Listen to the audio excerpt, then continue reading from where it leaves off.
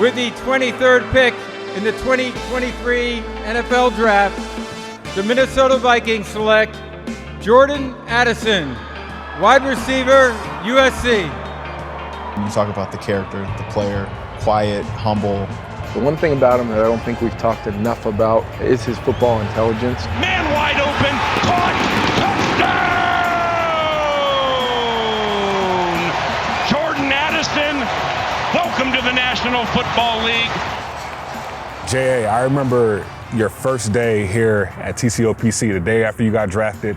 You and I did an interview together, and you were telling me some of your goals from that day until now, 6 games into your NFL career. How have your goals evolved? I'll say my goals been evolving pretty well. You know, the goals that I set that when I first came in, I feel like I'm on track to do what I said I was going to do. So now there's more opportunities out there for me, and I'm going to make sure I go get it. What does that track look like for you?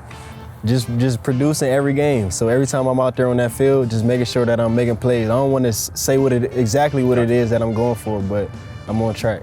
I think it was the LA Chargers game. It was the pass breakup when you ran an out route, and then the guy came in front of you and PBU'd. Back to the air again, and an excellent play by Asante Samuel. Came over to punch it away from Jordan Addison. Oh yeah, that specific moment you're talking about was actually crazy because I ran a good route, and I'm thinking I got an easy catch, and then he just knocked the ball down. So that was kind of like my welcome to the league play, just seeing how fast that these defenders really breaking on that ball. Do you have a moment where it kind of just clicked for you, or it was like, okay, I'm in the NFL? I'll say after my first touchdown. Okay. Actually, probably just after the second one. The packed crowd, primetime game. Like I did this in college, and I'm doing it in the league. It was just crazy. Throws deep downfield, caught, and that's the rookie Addison for the touchdown. Yeah, and I just remember just the celebration from Justin Jefferson when you got that touchdown, and just him going crazy. And he's been in your corner these past few weeks, but as we know, Justin Jefferson now is on injured reserve. So that creates more opportunities for you. For a person who's a competitor like yourself, do you put that production that JJ has had on yourself, or is it a collective unit? I'll say it's a collective unit. We all got to pick it up a little bit, just knowing that impact he had out there on that field. But, you know, I'm my brother's keeper, so, and as we all are, we're going to make sure we hold it down for him. He's on the run, and he is gone! What has he taught you? Just being the #1 receiver in the NFL, you being the #1 receiver in college football the past 2 years, what has he taught you so far? Really just continue to being yourself. Like, being yourself is what got you here, and you know, it's really not too much different. Like, you a playmaker and you run routes, so just transfer that into this system.